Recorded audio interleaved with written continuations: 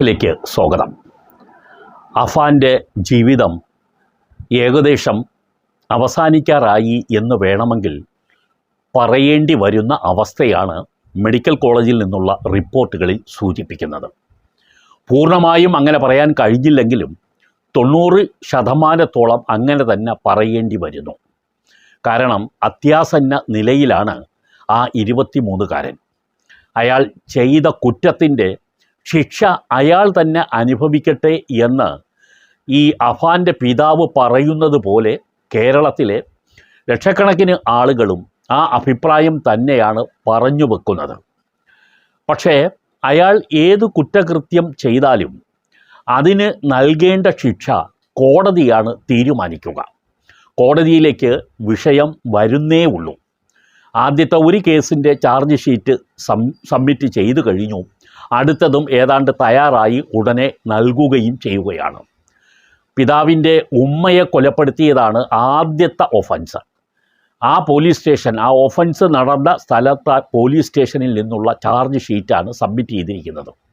മറ്റ് കൊലപാതകങ്ങൾ നടന്ന പ്രദേശത്തുള്ള പോലീസ് സ്റ്റേഷനുകളുടെ ചാർജ് ഷീറ്റ് വൈകാതെ തന്നെ സബ്മിറ്റ് ചെയ്യും.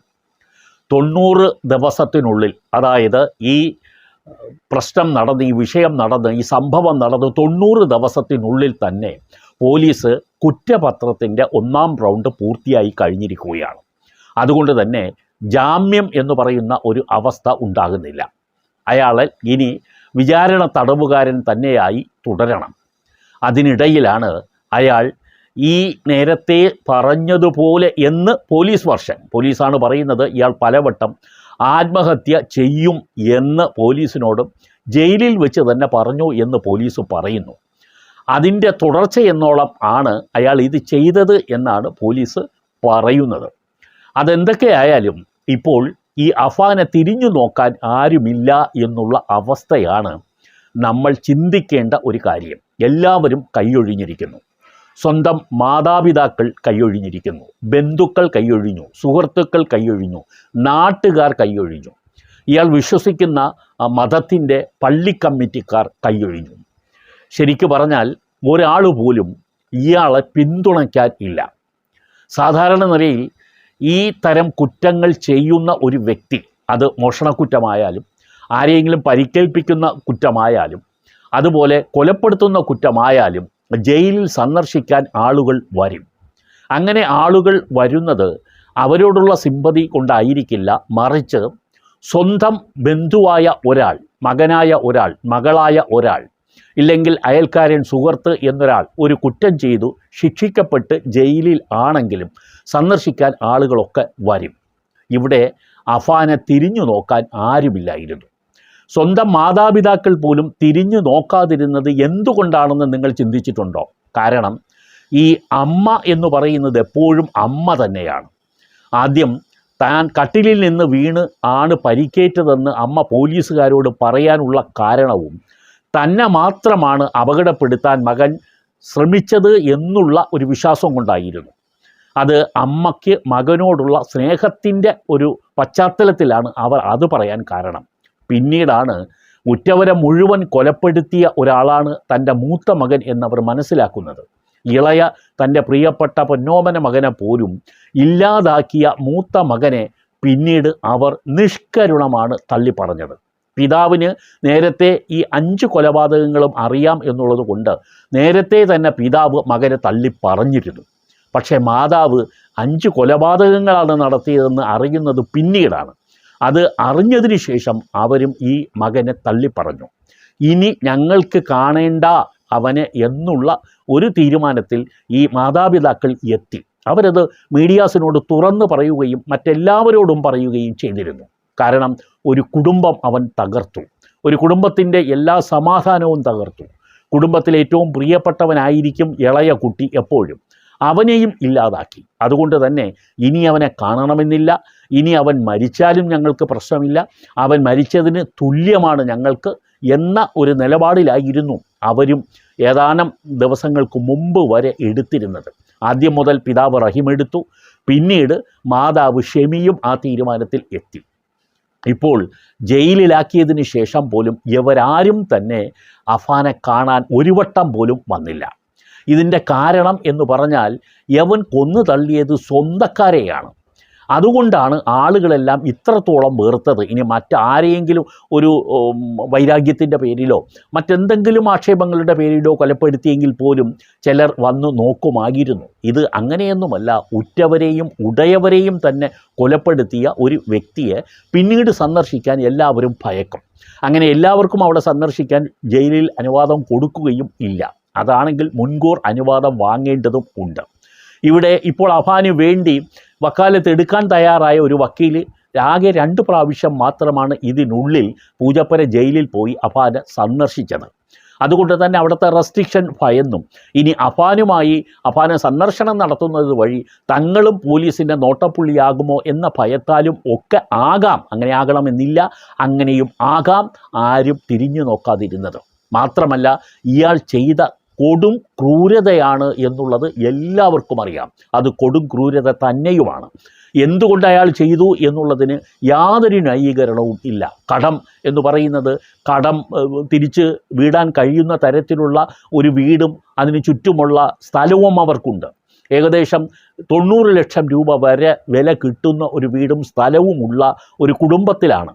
അപ്പോൾ കടം കൊണ്ട് ഒരു സ്ട്രെസ്സ് വന്നാൽ ഈ വീട് വിറ്റിട്ടെങ്കിലും കടം തീർക്കാം എന്നുള്ള ഒരു നിലപാട് ഈ 23-കാരന് അറിയാത്തതല്ല.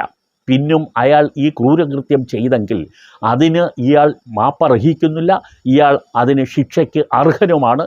അത് കോടതി തീർച്ചയായും അത്തരത്തിൽ തന്നെ തീരുമാനിക്കുകയും ചെയ്യും. ക്യാപിറ്റൽ പണിഷ്മെൻറ്റിന് തന്നെ സാധ്യതയുള്ളൊരിതാണ്. പക്ഷേ അതൊക്കെ അറിഞ്ഞും ഉൾക്കൊണ്ടും മനസ്സിലാക്കിക്കൊണ്ടും തന്നെയാണ് ഇയാൾ ഈ കൃത്യം ചെയ്തത് എന്ന് വേണമെങ്കിൽ നമുക്ക് അനുമാനിക്കാം. അതിന് സംബന്ധിച്ചിട്ടുള്ള ദുരൂഹതകൾ വേറെയുമുണ്ട്. അത് മറ്റൊരു എപ്പിസോഡിൽ വിവരിക്കുന്നുണ്ട്. പക്ഷേ ഇപ്പോൾ ആരും തിരിഞ്ഞു നോക്കാനില്ലാത്ത ഒരു യുവാവാണ് ഈ തിരുവനന്തപുരം മെഡിക്കൽ കോളേജിലെ വെന്റിലേറ്ററിൽ ജീവനോട് പടവെട്ടിക്കൊണ്ട് ഇപ്പോൾ കഴിയുന്നത്. ഏത് നിമിഷവും എന്തും സംഭവിക്കാം എന്നുള്ളതാണ്. വെന്റിലേറ്റർ എന്ന് പറഞ്ഞാൽ കൃത്രിമ ശ്വാസോച്ഛ്വാസം നൽകുന്ന യന്ത്ര സംവിധാനമാണ്. അത് നിലച്ചു കഴിഞ്ഞാൽ ആ യന്ത്ര സംവിധാനത്തിൽ നിന്നും അയാളെ മൂക്കിലേക്ക് കടത്തിയിരിക്കുന്ന ഓക്സിജൻ സിലിണ്ടർ ഡോക്ടർമാർ എപ്പോൾ മാറ്റുന്നോ അപ്പോൾ ഇയാളുടെ ഡെത്ത് സംഭവിക്കും. കാരണം അത്രത്തോളം വളരെ ഗുരുതര അവസ്ഥയാണ്. പക്ഷേ ചെറിയ പ്രതീക്ഷകൾ ഡോക്ടർമാർ വെക്കുന്നുണ്ട് എന്നും ഒടുവിലത്തെ റിപ്പോർട്ടുകൾ കാണുന്നു. കാരണം പേര് വിളിച്ചപ്പോൾ ഇയാൾ കണ്ണ് ചിമ്മുന്നുണ്ട്. അപ്പോൾ പ്രതികരണശേഷി പൂർണ്ണമായും നഷ്ടപ്പെട്ടിട്ടില്ല എന്നാണ് മനസ്സിലാക്കുന്നത്. പക്ഷേ രക്ഷപ്പെട്ട് ജീവിതത്തിലേക്ക് തിരിച്ചു വന്നാലും ഇയാൾ കോമ സ്റ്റേജിലേക്ക് പോവുകയും അയാൾ നിരന്തരം ബെഡിലേക്ക് അവലംബിയായി മാറുകയും ചെയ്യും. കാരണം കിടക്കയിൽ തന്നെ ഇയാൾ ജീവിതകാലം മുഴുവൻ എപ്പോഴാണോ മരണം സംഭവിക്കുന്നത് അതുവരെ ഇയാൾ കിടക്കയിൽ തന്നെ കഴിയേണ്ടി വരുന്ന സ്ഥിതിയാണ് കോമ എന്ന് പറയുന്നത്. ആ സ്ഥിതിയിലേക്ക് പോകാനുള്ള സാധ്യതയും ഡോക്ടർമാർ തള്ളിക്കളയുന്നില്ല. കാരണം തലച്ചോറിലേക്ക് ഓക്സിജൻ കിട്ടാത്ത കുറേ നിമിഷങ്ങൾ ഇയാൾക്ക് ഈ സംഭവം നടന്നതിന് ശേഷം ഉണ്ടായി, അതിനെ തുടർന്നുണ്ടായി. അതുകൊണ്ട് തന്നെ ആ ഭാഗത്തേക്കുള്ള ഓക്സിജൻ നിശ്ചലമായതോടുകൂടി ഈ ബ്രെയിനിലേക്കുള്ള പ്രവർത്തനങ്ങൾ മുഴുവൻ ഏകദേശം 90% അവസാനിച്ചു കഴിഞ്ഞു. ഹൃദയത്തിനും മാരകമായ ക്ഷതം ഏറ്റിട്ടുണ്ട്. കാരണം ഈ കൃത്യം നടത്തുന്നതിലൂടെ ഈ ബോഡിക്ക് എന്തൊക്കെ സംഭവിക്കാമോ അതെല്ലാം സംഭവിച്ചു. പക്ഷേ ചെറിയ ഒരു സമയത്തിനുള്ളിൽ ഡോക്ടർക്ക് ഈ പേഷ്യൻറ്റിനെ കിട്ടി. അഥവാ സെൻട്രൽ ജയിലിൽ നിന്നും ഈ ചെറുപ്പക്കാരനെ മെഡിക്കൽ കോളേജിൽ എത്തിച്ചു. മെഡിക്കൽ കോളേജിൽ എത്തിക്കുന്നതിന് മുമ്പ് അവർ പ്രാഥമികമായി ചെയ്യേണ്ട കാര്യങ്ങൾ ചെയ്തു എന്ന് പറയുന്നു. ഹൃദയം പമ്പ് ചെയ്യുന്നതിന് വേണ്ടി വയറിൽ അമർത്തുന്ന ഒരു പ്രക്രിയ ഉണ്ട്. അങ്ങനെ വയറിൽ അമർത്തുകയാണെങ്കിൽ ശ്വാസം കിട്ടാനുള്ളൊരു സാധ്യത വരും. അങ്ങനെയൊക്കെ ചെയ്തതിന് ശേഷമാണ് പെട്ടെന്ന് ആംബുലൻസിൽ മെഡിക്കൽ കോളേജിലേക്ക് എത്തിച്ചത്. വളരെ വേഗത്തിലെത്തിച്ചു എന്നുള്ളത് കൊണ്ടാണ് ഇപ്പോഴും വെന്റിലേറ്ററിൻ്റെ സഹായത്താലെങ്കിലും അയാൾക്ക് ജീവൻ നിലനിർത്താൻ കഴിയുന്നത്. അയാൾക്ക് ഇഷ്ടമുണ്ടായിട്ടല്ല ഈ ജീവൻ നിലനിർത്തുന്നത് എന്ന് നമുക്ക് തീർച്ചയായിട്ടും മനസ്സിലാക്കാം. കാരണം അയാൾ ജീവിതത്തിലേക്ക് വരാൻ ആഗ്രഹിച്ചിട്ടുണ്ടെന്ന് എനിക്ക് തോന്നുന്നില്ല. അദ്ദേഹത്തിൻ്റെ വക്കാലത്തെടുക്കാൻ പോയ അഡ്വക്കേറ്റ് പറയുന്നു, ഇയാൾ അവസാനം കാണുമ്പോൾ തനിക്ക് ജാമ്യം വേണമെന്ന് പലവട്ടം ആവശ്യപ്പെട്ടു എന്നാണ് പറയുന്നത്. അങ്ങനെ ജാമ്യം വേണമെന്ന് ആവശ്യപ്പെടുന്നത് എന്തിനായിരിക്കും എന്ന് നമുക്ക് ഊഹിക്കാം. ഒന്നുകിൽ പുറത്തു വരാനാണ്, അല്ലെങ്കിൽ മാതാപിതാക്കളെ കാണാനാണ്, അല്ലെങ്കിൽ ജയിലിലെ അസ്വാതന്ത്ര്യത്തിൽ നിന്നും രക്ഷപ്പെടാനാണ്. അല്ലാതെ ജീവിതത്തിൽ എപ്പോഴെങ്കിലും അയാൾ ഇത് ചെയ്യുമെന്നുള്ള കാര്യത്തിൽ ആർക്കും സംശയം ഇല്ല. എനിക്ക് ഒട്ടുമേ ഇല്ലതാനും. കാരണം അയാൾ ചെയ്ത ക്രൂരകൃത്യത്തിനെക്കുറിച്ച് അയാൾ ബോധവാനാണ്. കാമുകിയെ കൊന്നു, അനിയനെ കൊന്നു, മറ്റെല്ലാവരെയും കൊന്നു. ഇനി ആരും തന്നെ സ്വീകരിക്കില്ല. അങ്ങനെ വന്നാൽ ജീവിതത്തിൽ നിന്നും അയാൾക്ക് പോകാനുള്ളത് മരണത്തിലേക്കുള്ള ഒരു യാത്ര മാത്രമാണ്. അത് അയാൾ ചെയ്യും, എപ്പോഴായാലും അയാൾ ചെയ്യും എന്നുള്ളതാണ്. പക്ഷേ ഇപ്പോൾ ഇവിടെ അയാൾ തന്നെയാണോ ചെയ്തത് എന്ന് സംശയിക്കപ്പെടുന്ന ആളുകളും ഉണ്ട്. പ്രത്യേകിച്ച് ഇയാളെ സന്ദർശിച്ച ഈ അഡ്വക്കേറ്റിൻ്റെ